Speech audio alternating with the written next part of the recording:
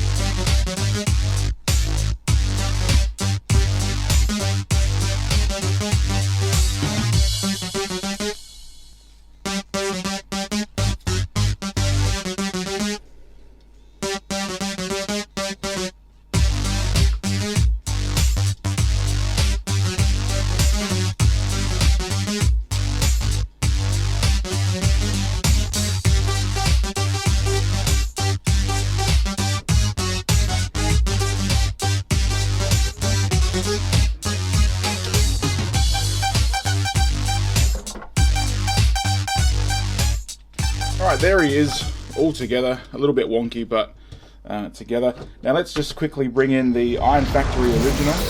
Now, design-wise, these guys are exactly the same, 1-to-1. The only differences physically are some of the details on the Pocket Toys are a little bit soft. A key example of this is these sections right here. See these fins inside here? They've got a slightly different design to these ones. These are much sharper compared to them. Also, now that they're up this close, you may have noticed that we do have a lot of color differences. So the Iron Factory sort of has like a matte finish to it, sort of like your Warbitron. But the Pocket Toys, it's like a gloss plastic with a bit more of a deeper color. You can really notice it there in Swindle. Same when you look at Brawl. I'll just move my arms out the way, there you go. So you see, the Iron Factory Brawl is a darker, glossy green, whereas the Iron Factory, it's a lighter green and it has that matte Warbitron-ish finish. When you come up to Vortex, there's even more color difference. The Iron Factory has more of a blue tint to it. This is more of a grey, and the turquoise color on the inside is more of a blue, whereas it's got more of a greenish tinge to it.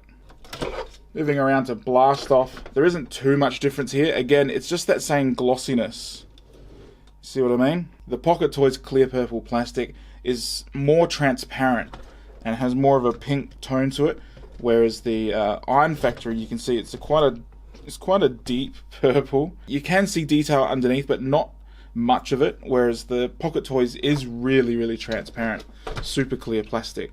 Both look good in their own right. I probably wouldn't mix and match them, to be honest. That'd look a little bit weird.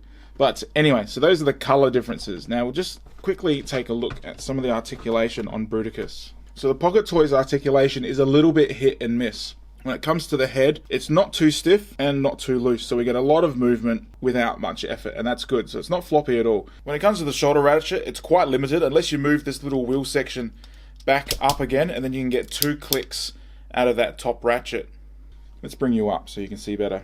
Whoops, and I forgot to tab that elbow in properly. Doesn't really seem to be flopping. Where I am getting a little bit of movement is this section here, this chest plate on Vortex moves in and out a little bit just to get a bit more range, and it's not the tightest. Rotation is nice and stiff. That is perfect, in fact. Now we have the upper bicep swivel, and then we have the ratcheted elbow, which only gets 2 with those wheels in the way. I suppose if we turn it around the way I think it's meant to go, get more, plus a little bit of bend just in this second joint here. We have the mushroom peg swivel at the bottom of the elbow, which isn't really needed. And then down to the hands, the wrist swivel is nice and tight. Let me just move that up. Nice and tight, as are all the fingers. Now the silver on the hands looks fantastic. Again, it's that reflective silver.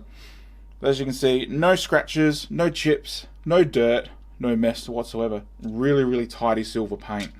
Now when it comes to blast off, I'm having a little bit of trouble with him. The rotation on this side of the ratchet shoulder joint, nice and stiff, holding perfectly. But then you've got this panel here where blast off connects to the body. It sort of tabs in like that. But if it's not there, it's not great. It's holding fine.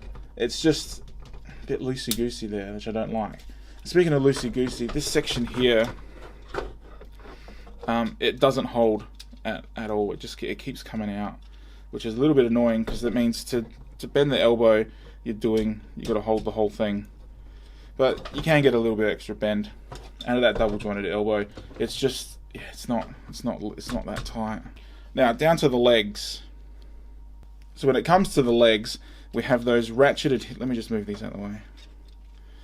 Those ratcheted hip joints all the way out, which the ratchet is nice and strong, but then you have Onslaught's actual hip, which loses it a little bit, and the other side is the same.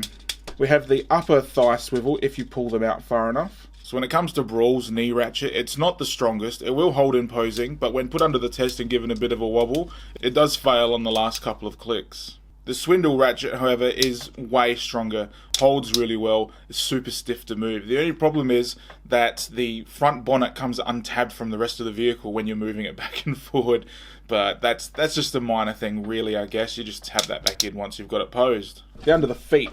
The feet are held on really well. I really like the design that Iron Factory went for to tab them in.